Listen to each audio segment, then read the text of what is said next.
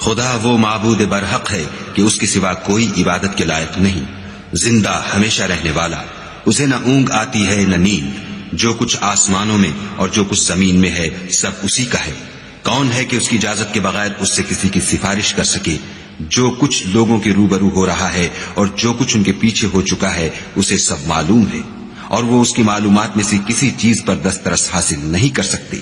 ہاں جس قدر وہ چاہتا ہے اسی قدر معلوم کرا دیتا ہے۔ اس کی بادشاہی اور علم آسمان اور زمین سب پر حاوی ہے، اور اسے ان کی حفاظت کچھ بھی دشوار نہیں۔ وہ بڑا عالی رتبہ اور جلیل القدر ہے۔ اللہ ہی تو ہے جس نے تم کو پیدا کیا، پھر اس نے تم کو رزق دیا، پھر وہ تمہیں موت دے گا، پھر زندہ کرے گا۔